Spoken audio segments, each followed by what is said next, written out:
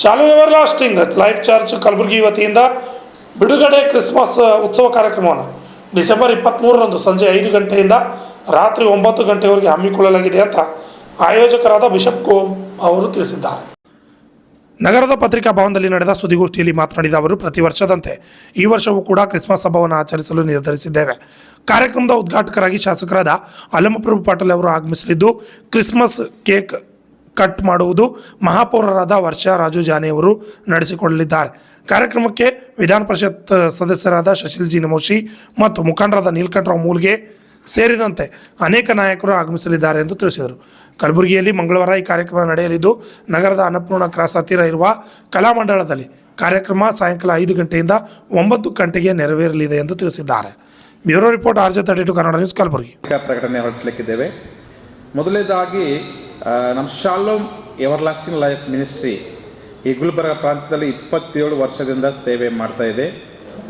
ಈ ಕ್ರಿಸ್ಮಸ್ ಹಬ್ಬವನ್ನು ಆಚರಿಸಲು ನಾವು ಅದ್ಧೂರಿಯಾಗಿ ಆಚರಿಸಬೇಕೆಂಬುದಾಗಿ ನಾವೆಲ್ಲರೂ ಒಟ್ಟಾಗಿ ಸೇರಿ ತೀರ್ಮಾನಿಸಿದ್ದೇವೆ. ಈ ಒಂದು ಕ್ರಿಸ್ಮಸ್ ಉತ್ಸವಕ್ಕೆ ಉದ್ಘಾಟಕರಾಗಿ ಮಾನ್ಯ ಶ್ರೀ ಶಾಸಕರಾದ ಅಲ್ಲಮಪ್ರಭು ಪಾಟೀಲ್ ಸರ್ ಅವರು ಉದ್ಘಾಟನೆ ನೆರವೇರಿಸಿಕೊಡ್ತಾರೆ. ಸೊ ಈ ಒಂದು ಕ್ರಿಸ್ಮಸ್ಗೆ ವಿಶೇಷವಾಗಿ ಸಂದೇಶಕರಾಗಿ ವಾಕ್ಯವನ್ನು ಹೇಳುವುದಕ್ಕಾಗಿ ಪ್ರಾರ್ಥನೆ ಮಾಡುವುದಕ್ಕಾಗಿ ಬೆಂಗಳೂರು ಪ್ರಾಂತ್ಯದಿಂದ ಪಾಸ್ಟರ್ ಮೇಷಕ್ ಅವರು ಬರ್ತಾರೆ. ಅವರು ಬಂದು ಅನೇಕ ರೋಗಿಗಳಿಗೆ ಮತ್ತು ವಿಶೇಷವಾಗಿ ಸಮಾಧಾನಕ್ಕೋಸ್ಕರ ಶಾಂತಿಗೋಸ್ಕರ ಅವರು ಪ್ರಾರ್ಥನೆ ಮಾಡ್ತಾರೆ. ಸಮಾಧಾನಕ್ಕೋಸ್ಕರ ಅವರು ಪ್ರಾರ್ಥನೆ ಮಾಡ್ತಾರೆ. ಮತ್ತು ಮೂರನೇದಾಗಿ ಅವರು ಯಾರ್ಯಾರು ಅಸಮಾಧಾನದಿಂದ ಇರ್ತಾರೆ ಜನರು, ಅವರನ್ನು ವಿಶೇಷವಾಗಿ ಸ್ಪರ್ಶಿಸಿ ಅವ್ರಿಗೆ ಮುಟ್ಟಿ ಅವರೊಟ್ಟಿಗೆ ಮಾತನಾಡ್ತಾರೆ ಮತ್ತು ಅವರಿಗೋಸ್ಕರ ವಿಶೇಷ ಪ್ರಾರ್ಥನೆ ಮಾಡ್ತಾರೆ. ನಾಲ್ಕನೇದಾಗಿ ಈ ಕ್ರಿಸ್ಮಸ್ ಕೇಕ್ ಇರ್ತದೆ. ಆ ಕ್ರಿಸ್ಮಸ್ ಕೇಕನ್ನು ಉದ್ಘಾಟಕರಾಗಿ ಮಾನ್ಯ ಶ್ರೀ ನಮ್ಮ ಮೇಯರ್ ಅಂತ ಶಶಿಲ್ ಶ್ರೀಮತಿ ವರ್ಷ ಜಾನೆ ಮೇಡಮ್ ಅವರು ಉದ್ಘಾಟನೆ ಮಾಡ್ತಾರೆ.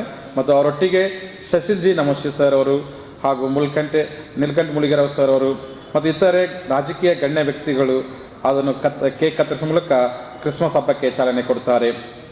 ಮೂರನೇದಾಗಿ ದಿನಾಂಕ 23/12/2025 ಮಂಗಳವಾರ ಸಾಯಂಕಾಲ 5 ಗಂಟೆಯಿಂದ 9 ಗಂಟೆವರೆಗೆ ಸ್ಥಳ ಕಲಾಮಂಡಲ ಅನ್ನಪೂರ್ಣ ಕ್ರಾಸ್ ಸೇಡಂ ರಸ್ತೆ ಕಲಬುರಗಿ. ಸೊ ಈ ಒಂದು ವಿಷಯದಲ್ಲಿ ಕ್ರಿಸ್ಮಸ್ಸನ್ನು ಯಾಕೆ ಆಚರಿಸಬೇಕು ಅನ್ನುವಂಥ ವಿಷಯದ ನೋಡೋದಾದರೆ, ಕ್ರಿಸ್ಮಸ್ಸನ್ನು ಯೇಸು ಕ್ರಿಸ್ತನ ಒಂದು ಜನನನ ಕುರಿತು, ಯೇಸು ಕ್ರಿಸ್ತನು ಈ ಲೋಕಕ್ಕೆ ಮನುಷ್ಯರಾಗಿ ಬಂದರು ಎಂಬುದಾಗಿ ತಿಳಿಸುವುದಕ್ಕಾಗಿ ನಾವು ಕ್ರಿಸ್ಮಸ್ ಅನ್ನು ಆಚರಿಸ್ತೇವೆ.